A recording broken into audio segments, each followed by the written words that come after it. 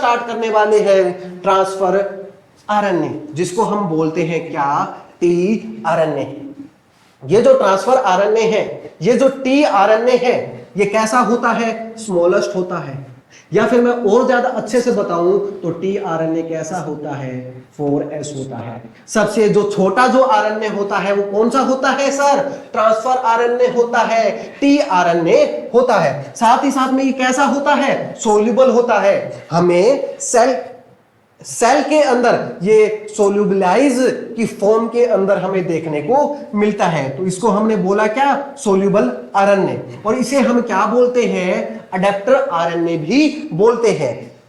Adapter वो होता है जो दो अमाइनो एसिड्स को आपस में जोड़ के रखे, मतलब जो दो चीजों को आपस में जोड़ के रखता है उसे ही हम क्या बोलते हैं, अडेप्टर आरएनए बोलते हैं। तो टीआरएनए के तीन नाम, सबसे छोटा आरएनए कौन सा, टीआरएनए, सोल्यूबल आरएनए कौन सा, टीआरएनए, और अडेप्टर आरएनए भी कौन होता है, टीआरएनए होता है। ये अमाइनो एसिड्स को, दो चीजों को जोड़ के रखता है, इसलिए हमने क्या बोला, अडेप्टर आरएनए बोला। ये सेल के अंदर जितना भी आरएनए होता है उसका कितना होता है, 15 to 20% होता है टोटल अमाउंट ऑफ आरएनए।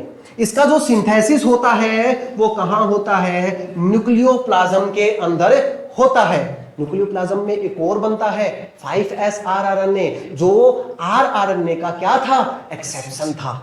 तो टीआरएनए भी कहां बनता है, न्यूक्लियोप्लाज्म के अंदर बनता है। सर आप इतनी देर से चिल्ला रहे थे कि हम इसको अडेप्टर आरएनए भी बोलते हैं, अडेप्टर आरएनए भी बोलते हैं। ये दो चीजों को, दो अमाइनो एसिड्स को जोड़ के रखता है। तो ध्यान से समझना, इसका जो फंक्शन होता है वो क्या होता है कि ये ट्रांसफर करता है अमाइनो एसिड्स को। कहां पे करता है, जहां पे प्रोटीन का सिंथेसिस चल रहा होता है। अगर मान के चलो यहां पे प्रोटीन का सिंथेसिस होता है तो दूर दूर से क्या लेके आता है, अमाइनो एसिड्स लेके आता है। अमाइनो एसिड्स का ट्रांसफर करता है जहां पे प्रोटीन का फॉर्मेशन होता है। तो इसका फंक्शन याद रखना, अमाइनो एसिड्स को कैरी करता है कहां पर, प्रोटीन सिंथेसिस वाली साइट के ऊपर। अब इसके स्ट्रक्चर के बारे में हम पढ़ते हैं तो इसके दो स्ट्रक्चर हमें देखने को मिले। एक है क्लोवर लीफ मॉडल, क्या है, क्लोवर लीफ मॉडल, और एक है एल शेप्ड मॉडल। और जो क्लोवर लीफ मॉडल है वो कैसा है सर, 2D, कैसा है, 2D। और जो एल शेप्ड मॉडल जो था वो कैसा था, 3D मॉडल था। तो याद रखना, क्लोवर लीफ मॉडल किसने दिया था, होली ने दिया था, और जो एल शेप जो मॉडल था वो किसने दिया था, किम ने दिया था। किन्होंने दिया था, किम ने दिया था। अब हम इसके स्ट्रक्चर के बारे में बात करते हैं,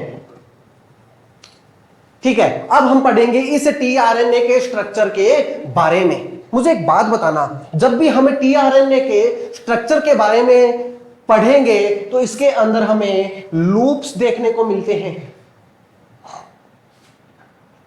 और इन लूप्स के अंदर हमें हाइड्रोजन बॉन्डिंग देखने को नहीं मिलती है, और इन्हीं लूप्स के अंदर हमें कुछ एबनॉर्मल नाइट्रोजन बेस देखने को मिलते हैं।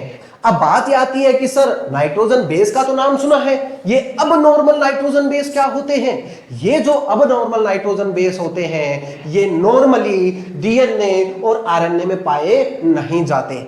ये अबनॉर्मल नाइट्रोजन बेस कहां पाए जाते हैं, तो ये टीआरएनए के अंदर पाए जाते हैं। और ये जो अबनॉर्मल जो नाइट्रोजन बेस होते हैं सर कौन कौन से होते हैं, आइनोसिन, सूडो यूरासिल, और क्या होते हैं, डाईहाइड्रोयूरिडिन। तो तीन टाइप्स के हमें अबनॉर्मल नाइट्रोजन बेस हमें देखने को मिलते हैं। कौन कौन से सर, आइनोसिन, सूडो यूरासिल, और क्या होते हैं, डाईहाइड्रोयूरिडिन। तो याद रखना कि अबनॉर्मल नाइट्रोजन बेस वो होते हैं जो नॉर्मली डीएनए और आरएनए के अंदर हमें देखने को नहीं मिलते हैं।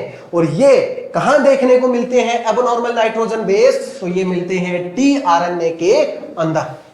और इस टीआरएनए में तीन लूप्स हमें देखने को मिलते हैं, और इन्हीं लूप्स के बारे में हमें पढ़ना है। तो पहले लूप जो आती है वो क्या आती है, टी साइसी लूप। क्या आती है, टी साइसी लूप। ये जो लूप होती है इस लूप को बोलते हैं टी साइज सी लूप, और इसके अंदर हमें अब नॉर्मल नाइट्रोजन बेस देखने को मिलते हैं। अब मुझे एक बात बताना, इस लूप के ऊपर कौन बाइंड होगा आके? Ribosome binding site. इसी लूप के ऊपर राइबोसोम आके बाइंड होता है। और मैं अगर और अच्छे से बताऊं तो इस लूप के ऊपर राइबोसोम की लार्जर यूनिट, एक लार्जर यूनिट तो एक स्मॉलर यूनिट, लार्जर यूनिट आगे क्या होती है? अटैच्ड होती है। तो याद रखना, टी साइज सी लूप पर राइबोसोम के बाइंडिंग साइट है, और राइबोसोम के अंदर भी यहां पे आके उसकी लार्जर सब यूनिट क्या होती है? जुड़ती है। बट अगर हम बात करते हैं इस लूप की, इस लूप को हम बोलते हैं क्या? DHU loop. क्या बोलते हैं? DHU लूप बोलते हैं। और यहां पे कौन आके जुड़ता है? तो यहां पे एंजाइम आके जुड़ता है, जिसको बोलते हैं क्या? Enzyme binding site. और उस एंजाइम को सर बोलते क्या है? तो उसको हम बोलते हैं amino acyl tRNA synthase.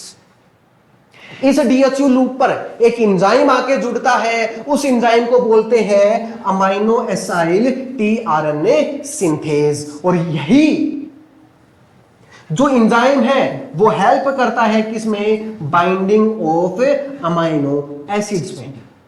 Sir आप ये क्या पढ़ा रहे हो? जब हम प्रोटीन का सिंथेसिस देखेंगे तब इन लूप्स के बारे में फंक्शंस याद रखने हैं, तब ये इन्हीं सभी लूप्स के फंक्शंस काम आएंगे। तो इन्हीं सभी लूप्स का हमें फंक्शन पता होना चाहिए कि टी साइज सी लूप के ऊपर राइबोसोम की बाइंडिंग साइट होती है, वहां पे भी हमें लार्जर सब यूनिट देखने को मिलती है। और जो DHU लूप होती है वहां पे एंजाइम बाइंड करता है, और उस एंजाइम को बोलते हैं क्या? Amino acyl tRNA synthase. और ये हेल्प करता है अमाइनो एसिड की बाइंडिंग के अंदर। एक और लूप रह गया, उस लूप को बोलते हैं क्या? एंटीकोडोन लूप, और बोलते हैं इसे क्या? Recognition loop. याद रखना, ये जो लूप होता है ये mRNA के ऊपर लगे कोडोन्स को क्या करेगा? रिकॉग्नाइज करेगा। mRNA के ऊपर जितने भी कोडोन्स हैं उन सबको क्या करेगा? ये रीड करेगा। mRNA के ऊपर क्या होंगे? कोडोन्स, और इसके जो उल्टे होंगे उसको हमने बोला क्या? एंटीकोडोन। ये जो होता है लूप mRNA के ऊपर लगे कोडोन्स को पहचानता है, उन्हीं कोडोन्स को रीड करता है, और क्या करता है? प्रोटीन का फॉर्मेशन करता है। तो ये जो लूप होता है mRNA को पहचानेगा, mRNA के ऊपर लगे कोडोन्स को रीड करेगा। इसी कारण ये जो लूप होता है वो हाईली स्पेसिफिक होता है। कैसा होता है? हाईली स्पेसिफिक होता है। तो हमने 3 लूप्स पढ़े। टी साइज सी लूप पढ़ा जो कि राइबोसोम को बाइंड करके रखता है। फिर हमने पढ़ा DHU लूप जो कि एंजाइम को बाइंड करके रखता है, और उस एंजाइम को बोलते हैं अमाइनो एसाइल tRNA सिंथेस। और लास्ट में एक लूप बचता है जो mRNA को पहचानता है, उस mRNA के कोडोन्स को रीड करता है, तो उसको हम बोलते हैं एंटीकोडोन लूप और रिकॉग्निशन लूप। और ये कैसा होता है? हाईली स्पेसिफिक होता है। यहां पे हमें एक एक्स्ट्रा आर्म भी देखने को मिलती है। ये जो एक्स्ट्रा आर्म है इसका अभी तक फंक्शन कैसा है? Not known. हम इसके फंक्शंस को अब तक नहीं जान पाए हैं, इसके ऊपर कभी भी अब तक डिस्कवरी नहीं हुई है कि इसका फंक्शन क्या है। अब एक बात याद रखना, मुझे एक बात बताओ, ये जो tRNA का जो स्ट्रक्चर है ये डबल स्टैंडर्ड होता है या सिंगल स्टैंडर्ड होता है? मुझे बताओ, इसका जो स्ट्रक्चर होता है वो डबल स्टैंडर्ड होता है या सिंगल स्टैंडर्ड होता है? सर डबल स्टैंडर्ड होता है? नहीं होता है। हम ये डबल स्टैंडर्ड जैसा लगता है, क्यों? क्योंकि बीच बीच के अंदर हमें यहाँ पे हाइड्रोजन बॉन्डिंग देखने को मिलती है, बीच बीच के अंदर हाइड्रोजन बॉन्ड्स बन जाते हैं, तो हमें ऐसा लगता है, सिर्फ दिखता है कि जो tRNA का जो मॉलिक्यूल है वो कैसा होता है? डबल स्टैंडर्ड होता है। बट एक बात बता देता हूं, ये जो tRNA का जो स्ट्रक्चर होता है वो कैसा होता है? सिंगल स्टैंडर्ड होता है। ये कैसा है सर? इस एंड को बोलते हैं क्या? 5 डैश एंड, और यही 5 डैश एंड होता है किसके ऊपर? 3 डैश एंड के ऊपर। तो याद रखना 5 डैश एंड इधर है और 3 डैश एंड इधर है, तो ये सिर्फ और सिर्फ लीनियर होता है, सिंगल स्टैंडर्ड होता है। टीआरएनए का जब भी फॉर्मेशन होता है तो वो सिंगल स्टैंडर्ड ही होता है, बट जैसे जैसे टाइम बीतता है तो ये अपने आप में क्या हो जाता है? फोल्ड हो जाता है, और बीच बीच के अंदर लूप्स बनने लग जाते हैं और हाइड्रोजन बॉन्ड्स बनने लग जाते हैं। सर क्यों बनने लग जाते हैं? क्यों? ताकि ये अपनी स्टेबिलिटी को क्या कर लेता है? इंक्रीज कर लेता है कैसा? Single standard. फोल्ड हो जाता है किसके लिए? स्टेबिलिटी के लिए। टीआरएनए कैसा बन जाता है फोल्ड होने के बाद में? स्टेबल बन जाता है। अब एक बात और याद रखना, इस चीज को हम बोलते हैं क्या? Acceptor arm. क्या बोलते हैं? एक्सेप्टर आर्म बोलते हैं। अब बात आती है कि सर इसको एक्सेप्टर आर्म क्यों बोलते हैं? तो मुझे एक बात बताना, यहां पे क्या लिया? 5 डैश। जब भी हमें टीआरएनए को देखेंगे तो इस टीआरएनए के 5 डैश एंड के ऊपर हमें हमेशा गुआनिन देखने को मिलेगा, और ये जो 3 डैश एंड है इसके ऊपर हमें एक सीक्वेंस देखने को मिलती है सी सी और ए। ये हर टीआरएनए के अंदर ये जो सीक्वेंस होती है 5 डैश के ऊपर हमेशा गुआनिन मिलेगा, और थर्ड डैश एंड के ऊपर हमेशा सी सी ए सीक्वेंस हमें देखने को मिलेगी ही मिलेगी। मैंने आपको सेकंड लेक्चर के अंदर एक चीज बताई थी कि 5 डैश एंड के ऊपर क्या फॉस्फेट ग्रुप होता है? सर बिल्कुल होता है। क्या इसी थर्ड डैश एंड के ऊपर क्या OH ग्रुप प्रेजेंट होता है? सर बिल्कुल होता है। इस पूरे आर्म को हम क्या बोलते हैं? एक्सेप्टर आर्म बोलते हैं। क्यों बोलते हैं? क्योंकि यहां पे अमाइनो एसिड क्या होता है? बाइंड होता है। Amino acid bind. सर कैसे होगा? समझते हैं। मैंने यहां पे टीआरएनए बनाया, मैंने यहां पे टीआरएनए बनाया,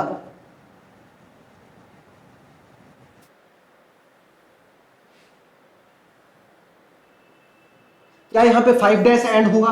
सर बिल्कुल होगा।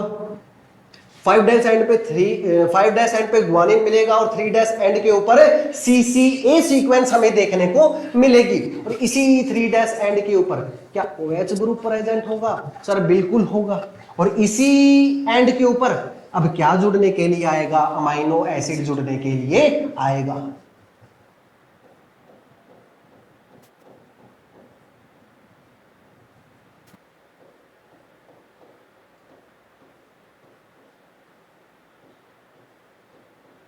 ये क्या आया? Amino acid. ये क्या है? टीआरएनए। और यहीं पे ही एक बॉन्ड का फॉर्मेशन होगा जिसे हम बोलते हैं क्या? Ester bond. उसे हम क्या बोलेंगे? एस्टर बॉन्ड बोलेंगे। अब मुझे एक बात बताना, क्या टीआरएनए के क्या 3 डैश एंड पे क्या OH ग्रुप था? सर बिल्कुल था। क्या इसी 3 डैश एंड के ऊपर क्या एक अमाइनो एसिड जुड़ गया? सर बिल्कुल जुड़ गया। और इसी एंड के ऊपर अमाइनो एसिड जुड़ जाता है तो इस आर्म को हम क्या बोलते हैं? एक्सेप्टर आर्म बोलते हैं। क्यों? क्योंकि ये जो आर्म होती है एक्सेप्ट करती है किसको? अमाइनो एसिड को। इसी कारण हम इसको बोलते हैं क्या? Acceptor arm. तो ये सारी बातें थी जो हमने पढ़ी टीआरएनए के बारे में, और जब हम प्रोटीन का सिंथेसिस देखेंगे, प्रोटीन का फॉर्मेशन देखेंगे, तब इन्हीं लूप्स के बारे में डिटेल में चीजें आएगी। तब जाके पता चलेगा कि कैसे अमाइनो एसिड का ट्रांसफर होता है, कैसे एंजाइम बाइंड करता है। अब हमारा एक लास्ट में एक और आरएनए रह गया जिसको हम बोलते हैं क्या? मैसेंजर आरएनए, जिसको हम बोलते हैं क्या? mRNA। ये जो mRNA होता है वो कैसा होता है? लीस्ट स्टेबल होता है, सबसे कम स्टेबल होता है। कौन? mRNA। और सबसे ज्यादा स्टेबल कौन होता है? rRNA। mRNA को सेल के अंदर जल्दी जल्दी बनाना पड़ता है, mRNA को सेल के अंदर जल्दी जल्दी बनाना पड़ता है। इसी कारण ये कैसा हो जाता है? सर लीस्ट स्टेबल हो जाता है। बट अगर हम बात करते हैं rRNA की और tRNA की, तो वो कैसे होते हैं? स्टेबल होते हैं। उनको जल्दी जल्दी सेल के अंदर बनाना नहीं पड़ता। और जो टोटल आरएनए की बात करते हैं तो ये कितना होता है, 1 to 5% होता है। सेल के अंदर जितना भी आरएनए होता है उसका 1 to 5% कहां देखने को मिलता है, 1 to 5 होता है क्या, एमआरएनए। और ये अपने अंदर हेरिडिटरी इंफॉर्मेशन को क्या करता है, कैरी करता है। अगर हम बात करते हैं इसके सिंथेसिस की तो न्यूक्लियस में फॉर्मेशन होता है यूकैरियोट्स के अंदर, और साइटोप्लाज्म के अंदर फॉर्मेशन होगा प्रोकैरियोट्स के अंदर। यूकैरियोट्स में बनता है न्यूक्लियस के अंदर और प्रोकैरियोट्स में बनता है कहां पे, साइटोप्लाज्म के अंदर। अब इसके स्ट्रक्चर की हम एक बार बात करते हैं। स्ट्रक्चर कैसा होता है, वेरी सिंपल, लीनियर होता है, सिंगल स्ट्रैंडेड होता है, सिर्फ ऐसा होता है। कैसा होता है, ऐसा होता है। इसके 5 डैश एंड यहां पे होता है, 3 डैश एंड यहां पे होता है, और मैंने आपको बताया था 5 डैश एंड के ऊपर फॉस्फेट ग्रुप लगा हुआ होता है, 3 डैश एंड के ऊपर OH ग्रुप प्रेजेंट होता है, और 5 डैश एंड के ऊपर इनिशिएशन कोडोन आता है। ये क्या है, इनिशिएशन कोडोन। और ये जो इनिशिएशन कोडोन होता है ये कैसा होता है, कांस्टेंट होता है, AUG। अभी ये चीज समझ में नहीं आएगी, हम अगले चैप्टर्स के अंदर समझ में आएगा कि सर ये AUG क्या है और इनिशिएशन कोडोन क्या है। मैं आपको बता देता हूं कि इनिशिएशन कोडोन के थ्रू ही क्या होता है, फर्स्ट टाइम यहां से प्रोटीन का फॉर्मेशन हमें देखने को मिलता है। अगर मैं बात करता हूं टर्मिनेशन कोडोन की, और टर्मिनेशन कोडोन पे ही क्या होता है, स्टॉप कोडोन होता है, और ये क्या क्या होते हैं, UAA, UAG और UGA।